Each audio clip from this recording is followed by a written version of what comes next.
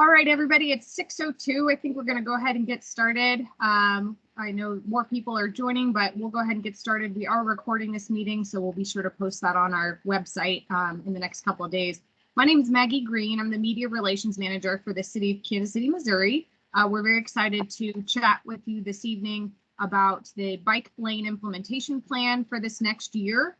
We have an exciting presentation to share. I know we'll leave plenty of time at the end for question, answer, and discussion. Looks like we have a great group joining us this evening. We will be presenting a pretty identical presentation tomorrow at noon as well. So if you know anyone that wants to join the conversation tomorrow, please feel free to let folks know. It looks like we already have a hand raised. Trevor, are you having a technical issue? Yeah, that was just a mistake. Sorry. Oh, okay. All right. Testing out the raise hand. So I'm joined this evening by a few colleagues from the Public Works Department. We've got my colleague Bailey Waters, who's the city's new Chief Mobility Officer, Bobby Evans, who is the Public Works Department's new Transportation Planner.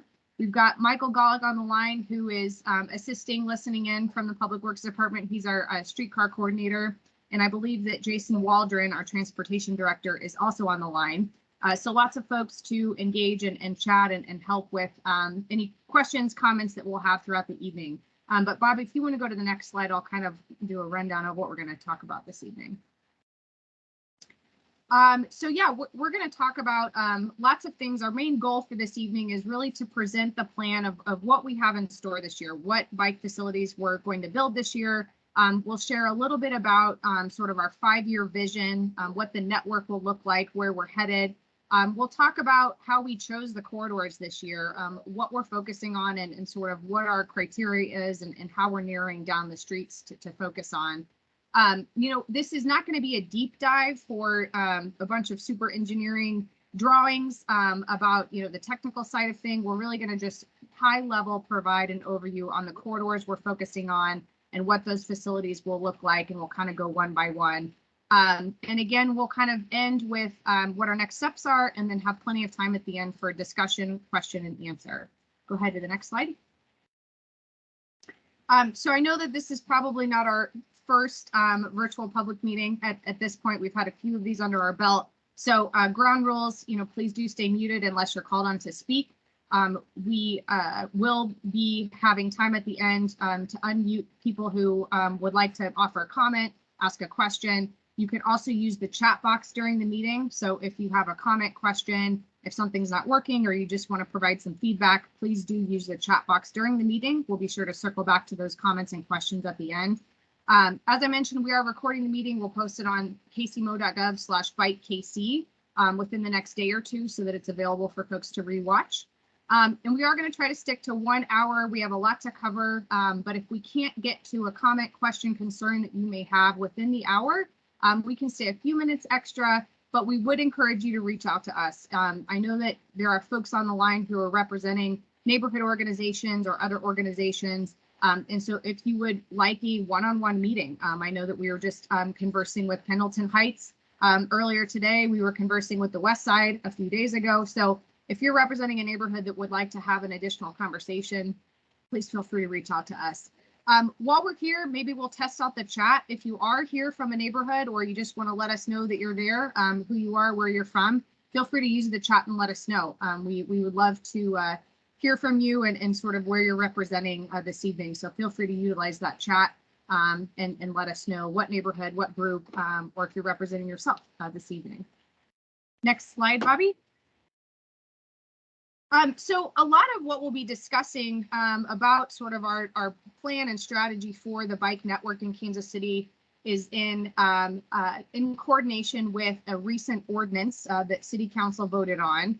This is sort of the ordinance number here, but we've been taking that as a guideline for the different pieces that we'll be talking about tonight and sort of what we're working on in the next several weeks and even years in our 5-year plan. So this is just worth noting that our approach within Public Works at the city is very much in coordination with what the City Council has kind of set aside for how to approach bike lane implementation. So looking at a 5-year vision, what the 1-year work plan is, that's really what we're focusing on today. Talking about pre-post data collection, making sure that we are collecting data on ridership and crashes before and after. Again, documenting all of the community engagement that we are doing related to the implementation of the plan, as well as making sure we're notifying folks before we install any bike lanes around the community. So worth noting that we've been very closely in coordination with this ordinance. Go ahead, next slide, Bobby. So really high level before I kind of turn it over to my more transportation colleagues to dive in on the details. Sort of at the city, you know, we really, the whole goal here is safe, accessible, and connected infrastructure for everyone. We have complete streets, Vision Zero policies. We are recently just announced and shared the city's climate protection and resiliency plan, that the draft is available for comment right now, actually. So we have efforts underway that really support the implementation and build out of bike lanes in Kansas City. There's a lot of reasons: safety, accessibility, as I mentioned, health benefits, climate benefits. From Public Works perspective, we really are focusing on building a multimodal transportation network, building this ecosystem that supports people moving around the city in all different kinds of ways. So tonight, again, we're specifically talking about, you know, bike lanes and our plans to build out and connect that network. Our focus really will be on closing the gaps, completing the network. You know, I think in the past there were efforts to build facilities, you know, but they were maybe a little scattershot or not at the point where we could make connections. I think we're really focusing on building on the success of some existing facilities like the Gillum cycle track, really trying to focus on making those connection points so that we're building a network that's accessible for everyone and makes sense to get around and is safe to get around for Kansas City. Next slide, Bobby. So our strategy here is what we're aiming for is 15 miles of protected bicycle facilities each year. And what you'll see this evening is right around there, a little bit more than that actually is what we're actually going to be talking about this evening. I think it's about 19 miles is what we're showing and sharing this evening. But the goal really is around 15 miles each year. We really will be coordinating with street resurfacing. So that repaving of a road to make sure that we're coordinating on, you know, funding and pricing and just logistics of crews, but also with the Vision Zero program. So the idea would be that every year we have a similar meeting like this, where we have a work plan, our annual work plan, that we discuss with City Council. We did already have one-on-one meetings with Council. We also talk through the plan with stakeholders in the community, like in a venue like this each spring. To kind of talk through what our work plan is for the year. And then, of course, we've got sort of a longer year plan, you know, a vision of what the whole network will look like as we build it out and where new candidates, new corridors could be. That's a longer term vision for proposed candidates. I did just see someone asking about bike facilities. We will be talking through sort of what's we're proposing and what those facilities are going to look like. So it kind of varies. What you see here is a certain type of facility. This is a parking protected bike lane. We also just built our city's first cycle track on Gillum. So when we say facilities, it just means a bike lane of some kind, and we'll talk through a little bit. We'll have some photos and images to show about what type of facility, what it's going to look like on the street. So we'll be able to show that here in a few slides. But with that, I think I'm going to kick it over to my colleague, Bobby Evans, to talk on the next several slides. Hey everybody, I'm Bobby Evans. You might recognize me. I used to be the long-range planner for the 5th Council District. So you might have seen me in another meeting associated with that, or the Kansas City Spirit Playbook, where I was managing the transportation section, but I've since moved over to Public Works to do transportation planning and brought a lot of that planning analysis with me as a part of this program. So just want to give everybody a better understanding of our strategy, how we chose a lot of these corridors, kind of where our head's at in terms of this first year and then our analysis going forward. So, you know, one of the first things we saw was we took a look at the existing bike network and we saw that there was a lot of small gaps. We wanted to try to fill them to sort of buff out the existing network to make it more connected and more useful.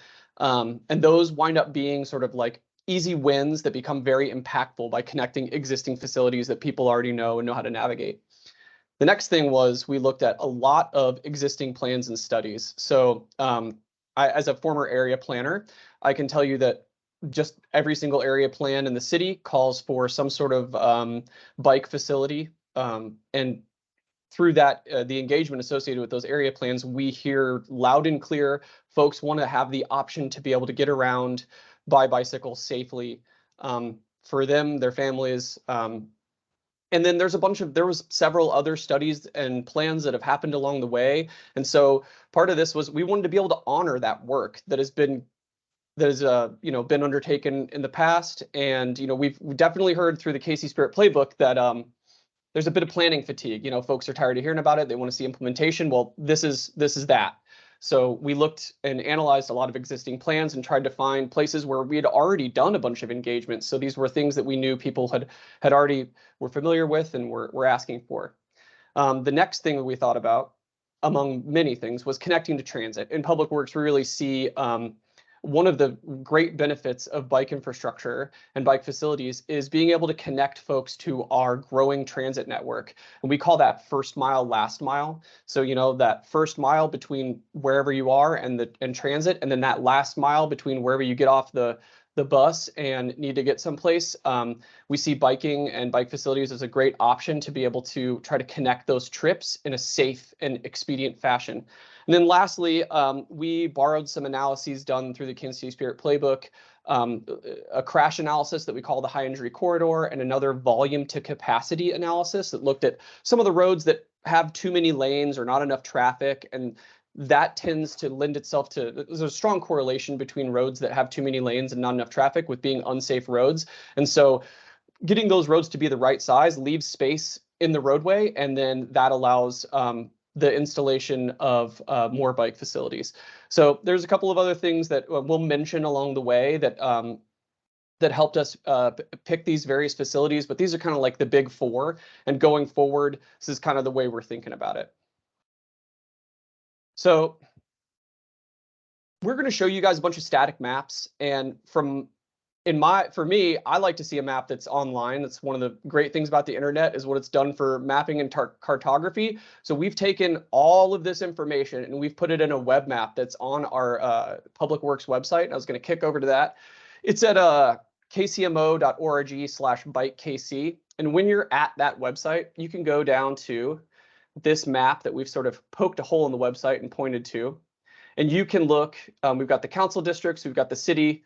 In the darker color, we have existing bike facilities. In the blue, we have this year one that we're talking to you about tonight. And then in the red, we've got the 5-year conceptual network, which we can look a bit more into. But what we're looking to do is use this 5-year network as sort of like a pool of potential bike facilities. Not saying that we'll build out all of this. I mean, it would be wonderful if we could do that, but these are going to be the majority of the candidates that we choose for the forthcoming. Every year we're going to do one of these meetings.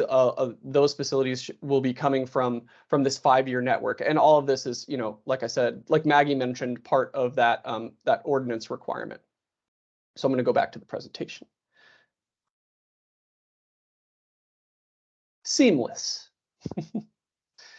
So this is just want to show you guys a little bit. So this is the road diet volume capacity network that we had analysis that was done, and you can see where all of these roads have much more roadway capacity than they do traffic volume. And like we said, that correlates really strongly with safety issues. And so when we were looking at various places and all these other factors, we were consulting something like this to try to see where they overlay with one another. So that's the kind of deal. Now this, what you're going to see, is a really big table with a whole lot of information in it. And try not to be overwhelmed, but essentially it sort of shows you these criteria that we looked at, right? So here's all the facilities. For instance, 19th Street from Oak, right? Was it on the road diet network? No. The high energy network. It was not on the area plan, but we'll get to that. It does connect to an existing facility. We're talking about network connectivity but it also does connect to other proposed facilities. So as we go through, I really wanted to point out that almost all of these are in existing area plans that were, the foundation of those is public engagement. And so these are things that, people should be aware of, or would be aware of if they were participating in the area planning process. And up here is the stuff that the bike facilities that were implemented last year. So Gillum, 27th, 18th, and 119th Street. And then these are the ones that we're going to be talking to you about tonight. So I'm going to kick it over to our Chief Mobility Officer, Bailey Waters, to talk to you about this little dipsy-do on 19th Street. Hi. Yeah, I'm Bailey Waters. Thanks, Bobby. Here we have 19th Street, Holmes Road, and 18th Street. It kind of is a connected facility on those three roads, starting down in the southwest part there at Grand Boulevard, moving east toward Holmes Road, and then going north to 18th, and then connecting to the east to an existing facility. So this example, you can see it connects to two existing facilities and then a couple more along the way. So it's a key network connection. Initially, it was supposed to go all the way across on 18th, but due to some engagement and different things we heard from the community there, we are moving that down to 19th Street for most of it. So if you go to the next slide, we'll look at existing conditions. So existing on 19th Street, we have one driving lane in each direction, a parking lane, and some sidewalks. You've got some high rises and some smaller businesses along there. Next slide. And then on Holmes Street, looking north, you have two lanes going northbound, a parking lane, a bike lane, and then there's no separation between the bike lane and the drive lane there existing. And then next slide. On 19th Street for our proposed section, we will have two driving lanes, one in each direction, making those 11 feet each, and having vertical separation and a cycle track with 4-foot lanes in each direction. The cycle track will be on the south side of the street of 19th Street. And so that's that part of the facility. Next slide.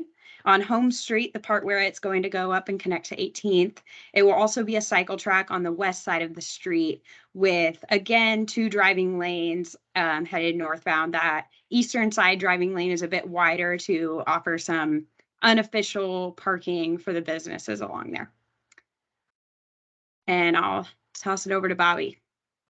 Okay, so this is East 22nd and 23rd Street. 22nd kind of merges into 23rd around near 71.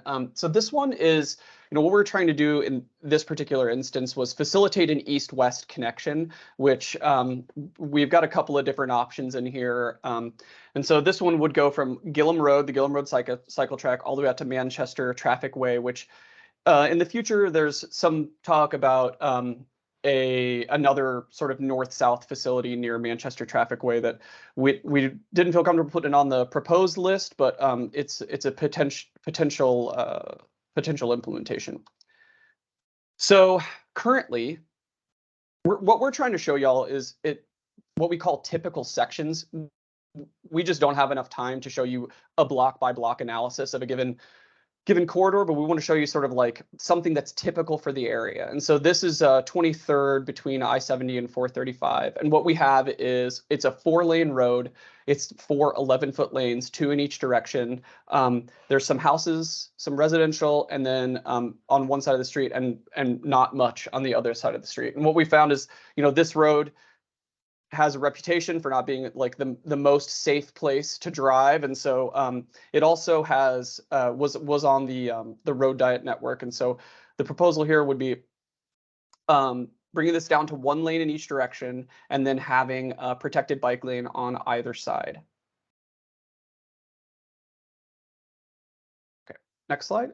So this is 27th. Bailey's going to talk to you about it.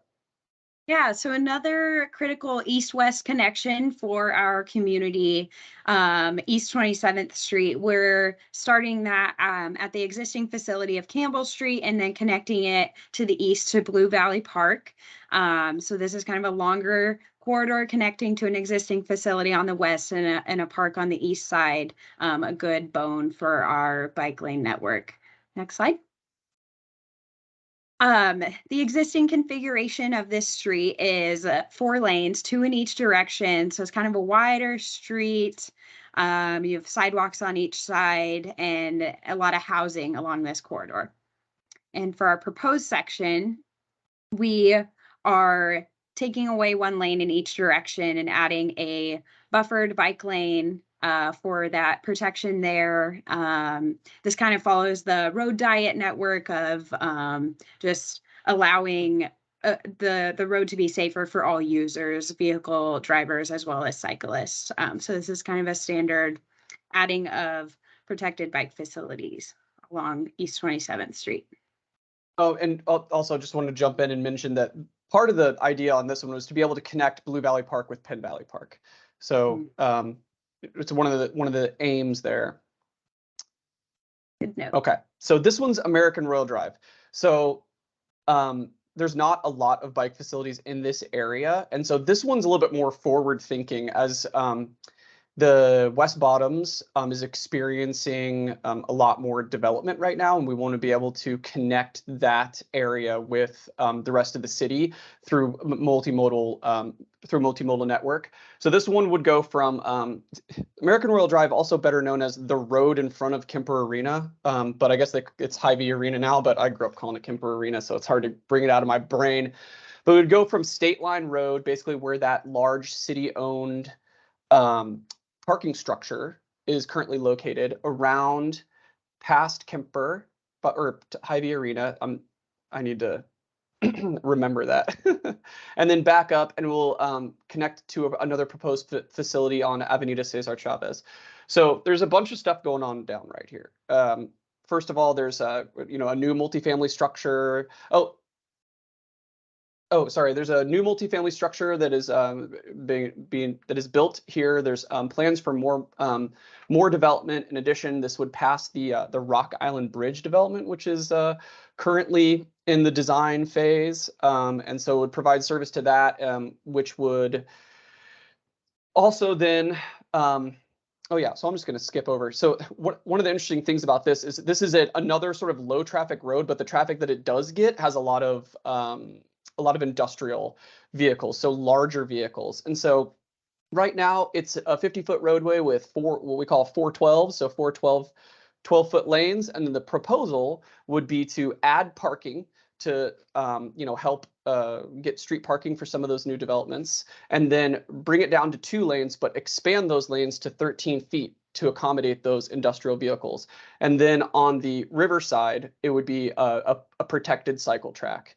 So this is looking north, and then Hy-Vee Arena would be here, the river would be here, and then so that's American Royal Drive. Yeah, now on to Avenida Cesar Chavez, which connects to the facility Bobby just talked about in American Royal and goes to Jefferson Street on the east there. This is another critical bone, kind of connecting Kansas City over to the west side, and then also with the bridge development that Bobby had mentioned earlier. So if you'll go to the next slide, the existing corridor has a separated median with some light posts in the middle. There are 2 driving lanes in each direction, with the outside driving lanes being quite wide, offering kind of some unofficial parking. We have a lot of houses on the north and south sides, and a community center or 2 along the south side of the street with sidewalks there. And our proposed facility, we will be taking it from unofficial parking to actually adding official parking on this street to allow for these residents and the community center to park there. The lanes are made to be 12-foot lanes, which is a little bit wider than they are now. And then having 6-foot bicycle lanes and a buffer there to provide parking protected bicycle lanes along Avenida Cesar Chavez. The traffic here hasn't been shown to be high enough to warrant the 4 lanes, the 2 in each directions. And we feel like this is a very critical bone to our infrastructure, and we want to offer that protected parking to the people in this area. So this is our proposed design here. And will maintain access to all those local buildings around there as well. And so that's Avenida Cesar Chavez. Okay, next is Cherry Street. So this is an example of one of the ones that we chose where there's an existing facility here, an existing bike lane, and we wanted to add protection to it. So that's a lot of times, this kind of underscores the fact that protected bike facilities are safer. They get more people on the road. They just provide better access to riders of all ages and abilities. And though there is an existing facility here, we sought an opportunity to try to make it safer. So like I said, right now, a typical section, this one's kind of funky because it's on a curve and it changes a little bit, but typically what you see is you have a bike lanes on the outside of the road and then 12-foot lanes, and you kind of have this like painted 12-foot buffer space in the middle. If you've been down there, hopefully this resonates with you. And so the idea would be then to basically starve that buffer to provide protection for the bike facilities and add street parking. So, this kind of underscores another ethic that we had when we were going through to decide these conceptual cross sections was any opportunity we had to add parking or not remove parking, we took it. Street parking is great, not only for cars, but it makes it a safer environment for pedestrians. It winds up doing a really good job of protecting bike facilities as well. And so when we have the opportunity to add parking or preserve parking, we jumped at it every single time. And so, yeah, so this is, like I said, let me go back real quick. Sorry, this is Cherry from Charlotte right here up to, I believe it's 2nd or 3rd Street. Yep, 2nd Street. Okay, so it's existing, proposed, and here Bailey's gonna talk to you about Grand. Yeah, Grand Boulevard. This one's in the core of our downtown neighborhood, in a very dense area with lots of activity going on there with power and light. You have the T-Mobile Center and an assortment of other things. We'll be going from 10th Street down to Truman. And the existing corridor currently has bicycle lanes there. You can see parking on the outside, bicycle lanes, a buffered space, driving lanes, and then a two-way turn lane. There's no vertical delineation for the bike lanes currently, but that is what the existing condition for a typical section. Grand kind of changes from section to section with turn lanes and different things, but this is what we're showing as typical. And then our next slide shows proposed, where we'll put the bike lanes on the outside of the street, and there'll be, again, parking protected along the outside there with drive lanes, and then that middle lane would serve as a left turn lane at intersections. For the comment on like parking protected bike lanes, especially in the downtown core area, we hope to work on fixing those like visibility issues that we've seen by having different micromobility hubs at the corners to kind of allow for that sight distance, especially in our downtown core area where those micromobility uses are very high. So that is our Grand Boulevard proposed typical section. Hey, Bailey, real quick, Yeah. Can you go back? While you're there, can you explain what the traffic exclusion dome is? Oh, yes, good question. The traffic exclusion dome in the middle is to stop, like, I don't know how to explain this clearly, but just to offer that vertical delineation in that center lane, so it's not used as a driving lane, and that we can keep that. We wouldn't have those domes in the turn lanes or anything, but for the median separated.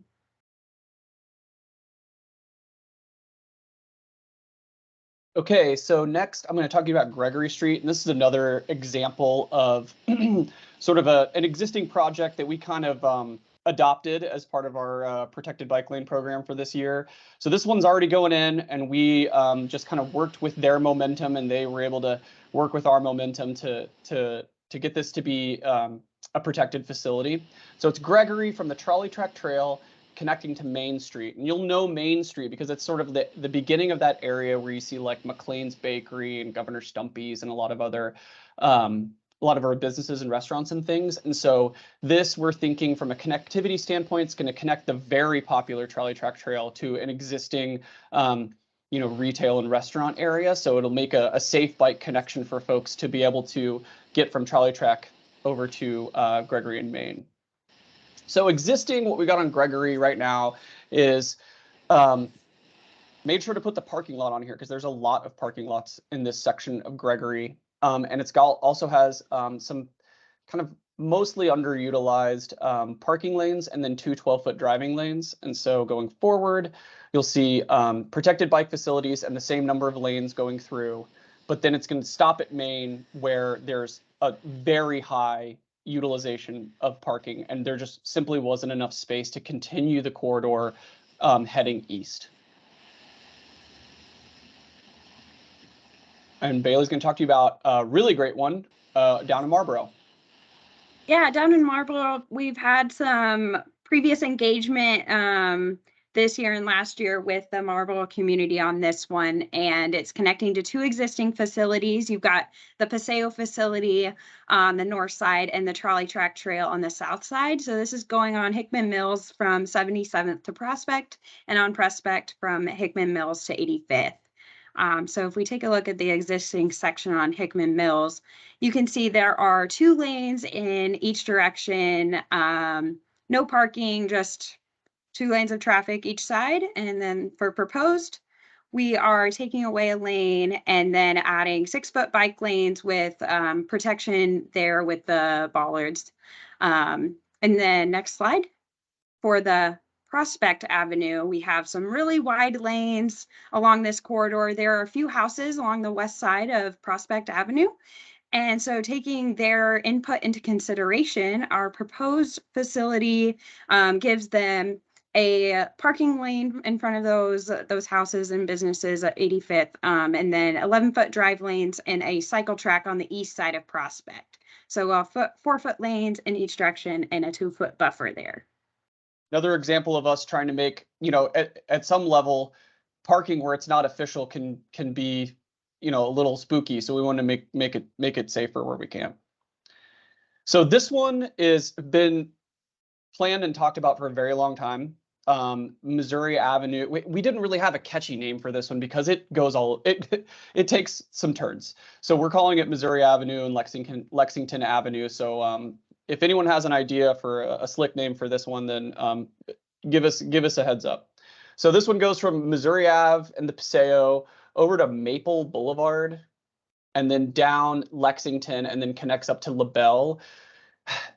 This is another example where we could talk about this for a very long time because this one changes a ton. So we tried to do the best typical corridor we possibly could. So this is what this is another, it's two lanes, but they're really wide. So depending on how adventurous the driver is, it could be 4 lanes. So it's 2 20-foot lanes going in each direction over on Missouri Ave. And then on Lexington, there is parking here. Some people park in this, some people don't. And then there's the 2 through lanes. And then there's more like community businesses along with the residential. So those like nice little nodes down there. And so the design took that into consideration. There's been a lot of, and I say this lovingly, a lot of back and forth between the design team, which actually was not us, a different team, and the community to make sure that what's getting implemented serves everybody. So Maple Boulevard, again, a couple of big wide lanes. Okay, so like I said, this one changes a lot, but in general, the facility is going to be parking, 2 driving lanes, and a protected facility. This would be looking west. So in particular, I know there was a lot of discussion around the coffee shop. I believe it's at Olive Street. And so at that point, the design changes quite a bit to be able to maintain there's a handful of on-street spaces that they really wanted to keep. So we did everything we could to make that happen. There's a ton of detailed design that goes into this one associated with some utility stuff, some trees and maintaining parking, but also, making the road a little bit more legible for drivers as they come down. So there's not so much space that drivers can, people in cars can misbehave if they want to, but then there's also a safe facility for people to ride.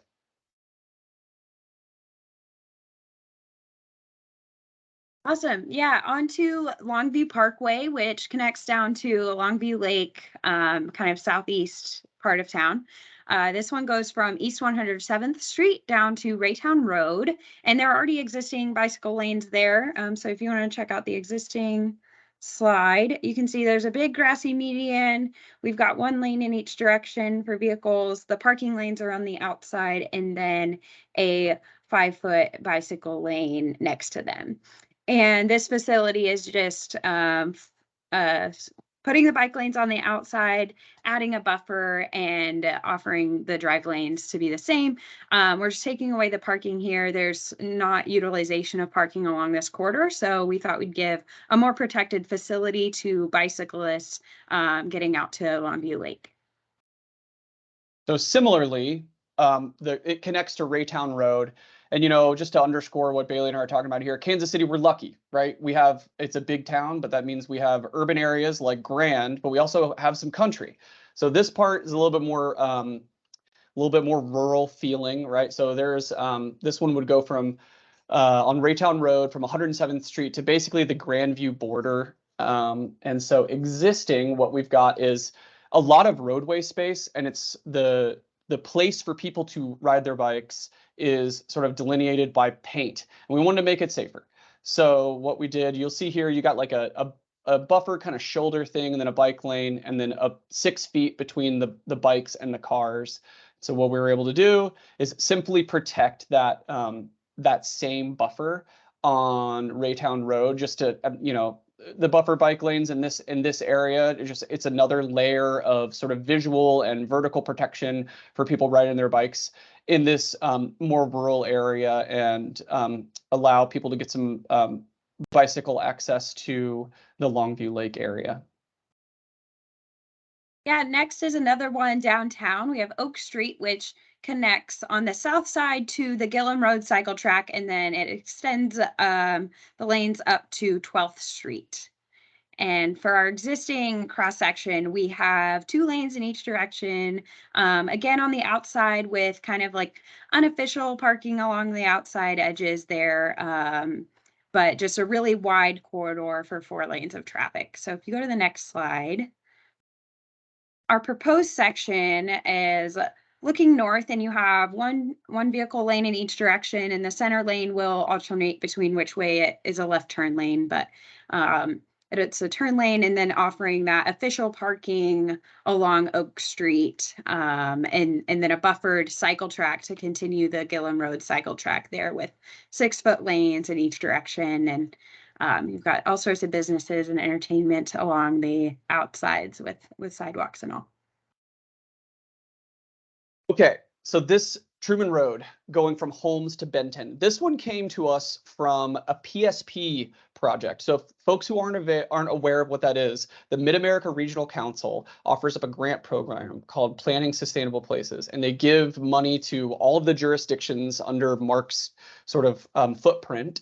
It's a competitive grant program, and they give you money, and you can plan things. It's with the idea of sustainability in mind. So the Truman Road Complete Streets PSP was completed, I believe, in 2016, but I know someone out there, if I'm wrong, will correct me, and I appreciate that.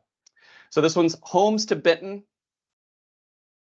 So right now existing, this one has 3 lanes in each direction and just doesn't have the traffic volume to necessitate those 3 lanes. This outside lane, the 11-footer, that's what I lovingly call peaked parking. So you can park there except for during rush hour. So it adds a little bit of capacity to the road when you need it and adds parking when you need it. And then it's got this center turn lane, 2-way turn lane down the middle.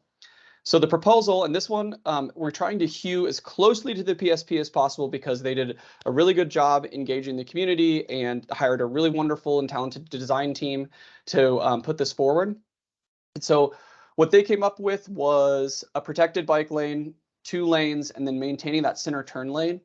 And right now, one of the things, like I said, one of our sort of operating ethics that we're going with is trying to maintain or enshrine parking as often as we can. So we're still in the design process on this one to try to see if we can make that parking legit. And we would love to hear from make that parking sort of enshrined and sort of much more visually there, So we'd love to hear from folks about that, like associated with parking on Truman Road in this section, because there might be options to be able to do that and then remove this, keep left turn pockets, but not have the two-way turn lane. So, yep, that's Truman Road.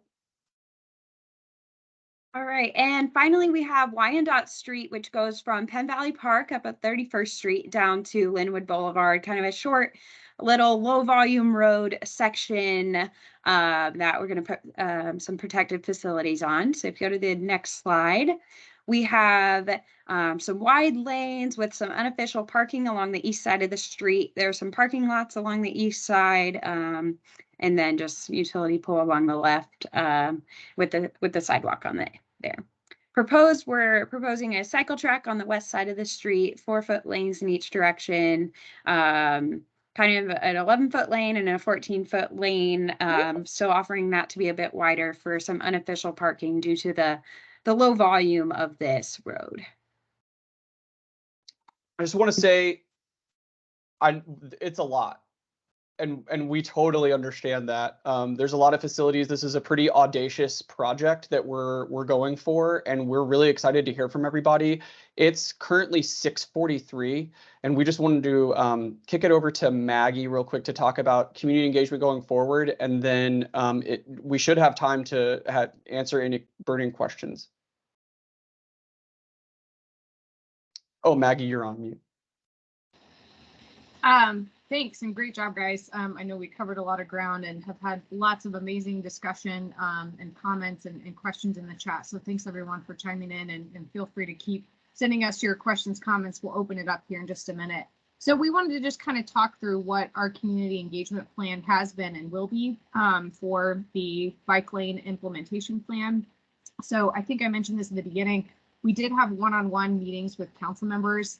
I think nearly all of them met with us to kind of talk through this plan, understanding that each council district is unique and the opportunities and connectivity is different in each council district. And so we're trying to marry a lot of things, right? Well, Bobby talked about at the beginning, look for those, connectivity opportunities to actually connect existing facilities. Look at corridors that may have had a previously, planning process on them where there's already community support. So we met with council members to sort of align what our plan was with what their vision was, asking them like, what other corridors should we consider? So having that open conversation with council members, they will be ultimately voting on this plan. We think next week in the transportation committee. So again, they're a very important part of this process as well. We did send a mailer to properties along the corridor for the year one projects, as well as to the registered neighborhood groups within neighborhoods on the year one plan. Of course, we're hosting this public meeting this evening, tomorrow. This will be an approach that we, maybe tweak year to year, but will be sort of our standard engagement process, wanting to make sure we get feedback. We listen to the community for concerns or opportunities or ideas. And of course, we have direct stakeholder outreach. We already talked about this, but if you're from a neighborhood where you would like us to come actually have a one-on-one conversation with your neighborhood, we would be more than happy to do that. I think, again, we're have some meetings in the works right now with a few neighborhoods directly. So please make sure to reach out to us if that's something that you would like us to do. Go ahead to the next slide, Bobby. So next steps, again, we're having these public meetings this week. Likely next week, as I mentioned, the city council will be hearing, voting on, presenting, discussing this sort of same thing in an ordinance. The plan is to introduce it this week, which means it will go to likely to the Transportation Infrastructure Operations Committee next Wednesday, the 20th. They meet at 9 a.m. So stay tuned for information. We'll try to put that information on the Bike KC website as well for people who are following along. But that would be yet another opportunity to provide testimony, to show up in support or with comments about sort of the plan that you saw today. Next week, City Council will be meeting and to vote ultimately on this plan. And then we're really hoping to start construction this summer. This is something that we want to move quickly on. We want to start making those connections, build this network so that we can make sure that we're making progress as promised. So with that, I think that's the last slide that we have. If you want to go to the final slide for contact information, please do feel free to reach out to us. We've got about 13 minutes for discussion. I do want to bring up for the team a couple of themes that I noticed in the chat. Again, if you do have a question, we'll try to scroll back and make sure that we're getting to all the questions in the chat. So a few people talked about maintenance, and I know that this is something that I notice regularly as well. Just, debris in the bike lanes, or, what the maintenance plan is. I know that we get asked this a lot. So if any of my public works colleagues can address sort of what our maintenance plan is, what's in the works for, equipment that we're looking at, and sort of what will be the plan for maintaining these facilities. Yeah, Maggie, this is Jason Waldron. I can take a stab at that. Without a doubt, maintenance is a challenge, but it's not exclusive to bike lanes. Maintenance is a challenge for our roadways, our sidewalks, our bike lanes, and it is a reactive effort to some degree. But we have been gaining lessons learned with what we've built, and we're getting better at it. And like Maggie said, we are exploring investments into different kinds of vehicle and equipment that can help us out. I had a conversation as recently as last Friday afternoon about the very subject. And at North Kansas City just purchased a vehicle that is very similar to something we'd like to do, but we can definitely do better with the maintenance, and we will. Thanks so much. So I think the other theme that I noticed, or somebody brought up and maybe worth addressing before we kind of dive in, is bus lanes and bus stops. I think someone specifically had a question on how we plan to address that on Grand, but didn't know if any of my public works colleagues could address sort of the partnership, coordination, collaboration with the Ride KC and bus stops with these facilities. Yeah, I can take that one, Maggie. On our coordination with KCATA, we plan to run all these facilities that are along transit routes by them, and especially allow for the bus to come up to the curb and to pick people up at the curb, considering the ADA concerns there. So there might not be as much delineation or the vertical bollards at the bus stops. And then going back into the lane. Okay. I see the hand raised. I'm gonna work through just a couple more themes that I'm seeing in the chat, and then we'll get to folks who've got their hand raised. So as far as like a few people asking about intersection design, are we designing these in-house? Sort of what, we just really kind of talked high level about what the street view will look like in the proposed sense, but if anybody could talk about sort of what the next several weeks are going to be, sort of finalizing the design, and what that process will look like. Yeah, I can take that one. So what we've done is a combination of approaches to get the right size and fit and try to be as cost effective as we can with these designs. We have in-house professional engineers that have designed these facilities, and we've also hired consultants to help us out with some of the others. We have, in the intersections, turn lanes, you're right, those can be tricky, and those are things that we really have to pay attention to get right. And we have every intention of doing so.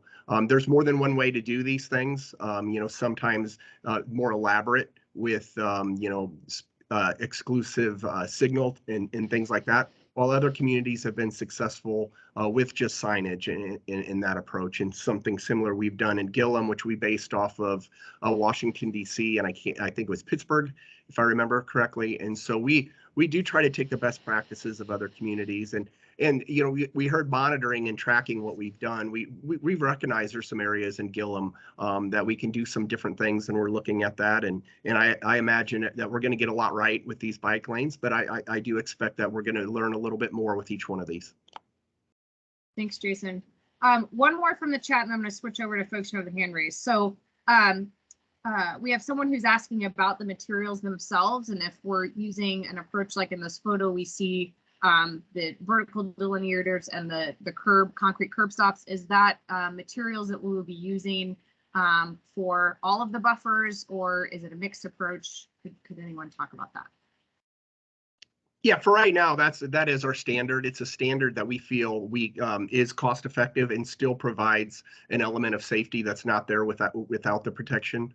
And we are definitely open to other ideas, but just to get in the weeds a little bit, we want that physical barrier of those precast concrete bumpers.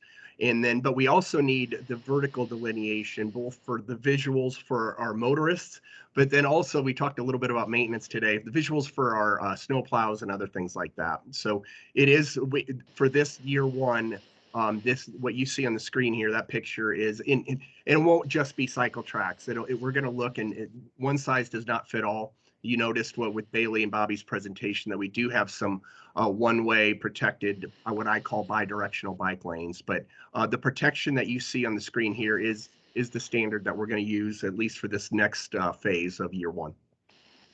Thanks, Jason.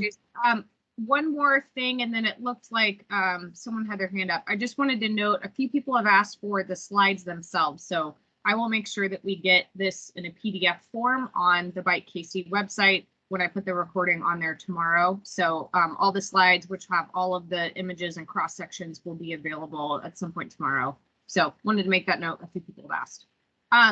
Alan Knowles, did you still have a question? I saw you had your hand raised and then you lowered it. No, it was about the materials. But if you asked me, I figured I'd say I love what you guys are doing. I wish we could do more. So keep it up. Awesome. Thanks so much. And I'll leave a minute now. If anyone is joined by phone and you cannot access the chat, if you would like to chime in with a comment or question, you have to hit *6 because we did mute everyone. But if anyone on the phone wanted to chime in, we'll go ahead and let you unmute.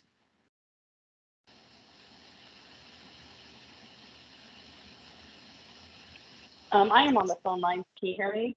Yes. Hi. Hi, my name is Marty from Montero. I'm from the West Side community.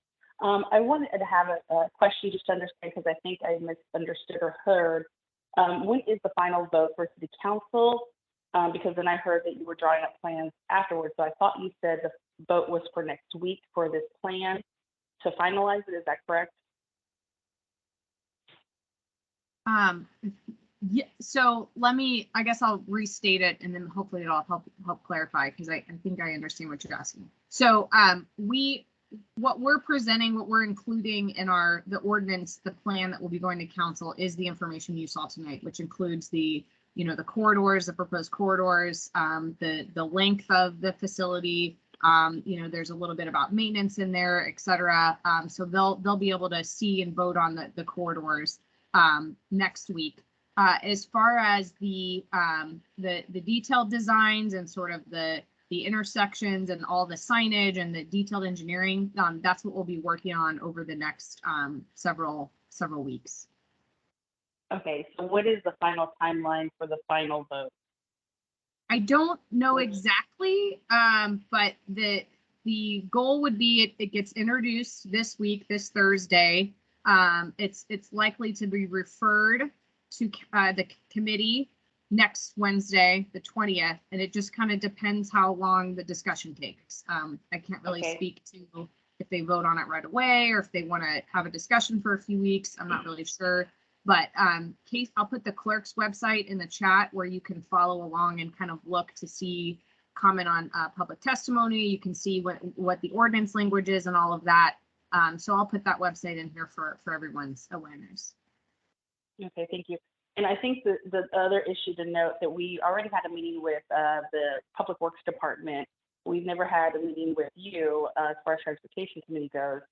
And our concern continues to be the lack of access for our senior citizens that don't have internet and don't know how to utilize that, and as well as our Spanish speakers. So that's something that we've continued to advocate for with City Hall and City Department. Is there anything that you could provide in the future so when we do have these conversations that we can have access to our most marginalized and our people that speak other languages?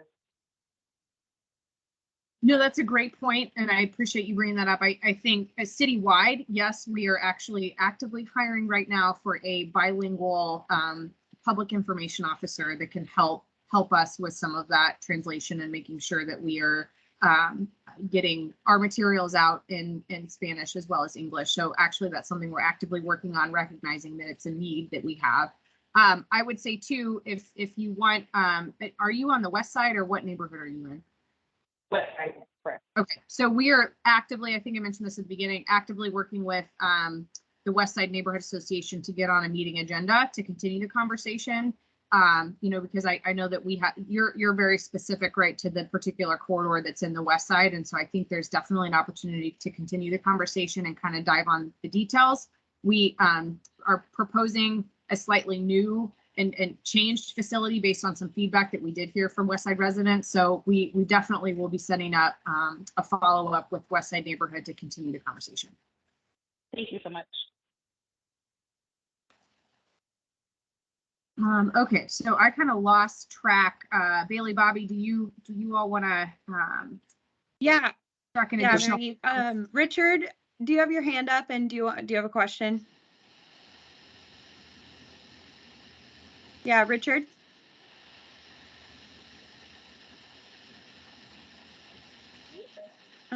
You're muted if you're talking. I'll give you a second. Okay, now? Yep. We can hear ya. Oh, okay, yeah, I'm working on a location and a time that we can meet, hopefully before you all take it before the council. That's not me.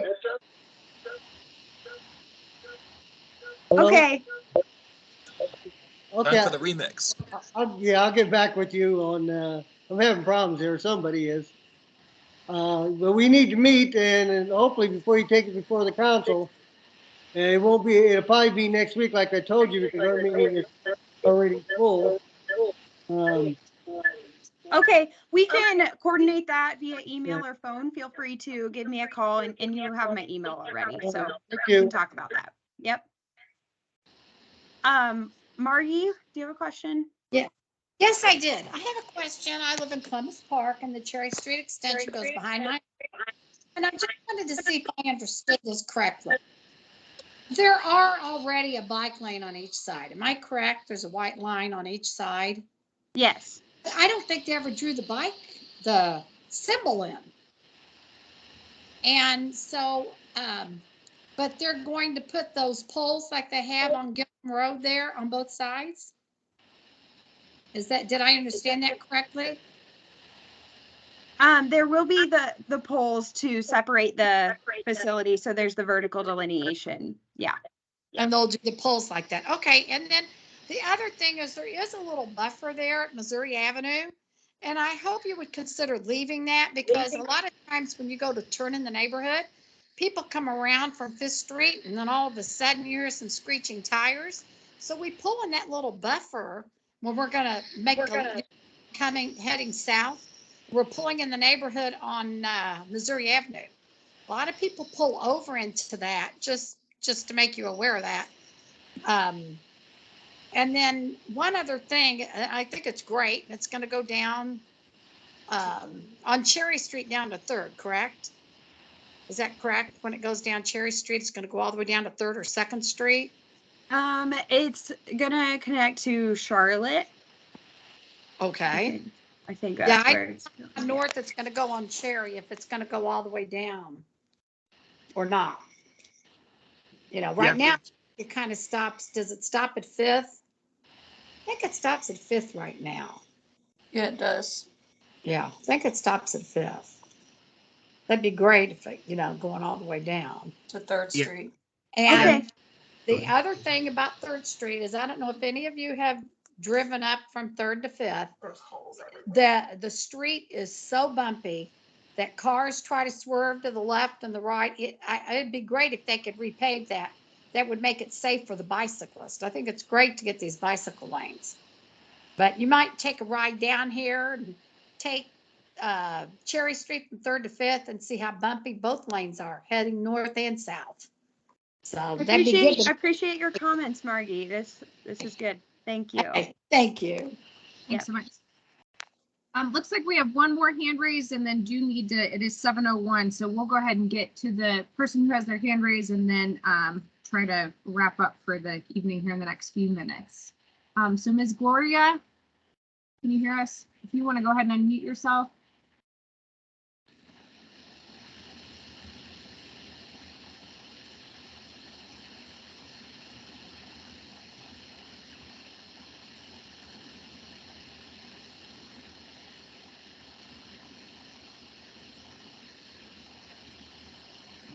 I don't know. Can't Do it. unmute her. Oh, yeah, there we go. Okay. All right. I live on the street central from Wyandotte, and I move my truck, and a lot of us have to clear the back side of our property because the city wants our back part of our property to be nice. So we use that Wyandotte Street on the west side to park our trucks to load up leaves, branches, trees and stuff like that. If you put that bike trail there, are we not going to be able to move our trucks close to the curb there? That barrier is not going to allow us to do that, is it? No, that's a really good comment and a really good question. We do recognize that tree line, I'll call it a tree line, bush, but landscaping line. We have to take a closer look at that. We have not done a thorough design of Wyandotte yet, but we will have to come up with a solution for that, whether it be the city taking on that maintenance and or organizing. There are ways to allow vehicles into those spaces as long as we design them wide enough to accommodate them. And so that is a question that we're going to need to find an answer to before we put these lanes in. Okay, that is the only thing. I mean, I do not mind the bicyclists. They're on Linwood and they're on Broadway and Main, and them going down Wynot is not a big thing, but it's just that during, say, about April, May, all the way until October, we have to control the growth of the bushes, the trees, and all that, so that this, if not, we get issued a letter saying that if it's not cleared up in a certain amount of time, then we get fined. So that's the only question I have on this proposal.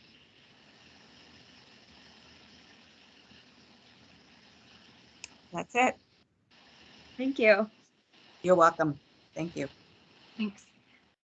Before we conclude, I just want to see if anyone else had any other questions or comments they wanted to make sure get in the chat, and then see if any of my colleagues had any additional notes they wanted to add this evening. No, I can start again. This is Jason Waldron, Transportation Director in Public Works. And I first of all want to just thank everybody because it's so important to have these conversations because there's more than one way to do this stuff, and hearing input and having to answer these questions help us do our jobs better. And I guess it was on one of the early slides is, really this is the goal here is to build an intentional comprehensive transportation network that involves all modes. And that's truly what we're doing here. We're not trying to put them everywhere. We are going to try to connect some neighborhoods, connect some destinations, allow some people to get to work in a protected environment. So again, I just want to thank every one of you. And we do have another, I'm probably stealing Maggie's thunder. We do have another meeting tomorrow. And this is by no means the end of any of these conversations. So thank you once again for sharing your time this evening. Thank you. Thanks so much. And look for the meeting recording and the presentation slides to be posted on the Bike KC website sometime tomorrow. But with that, we will end our recording and thank everyone so much for joining us this evening. Feel free to reach out to us with any additional comments, questions, ideas. We're here to help. Thanks so much.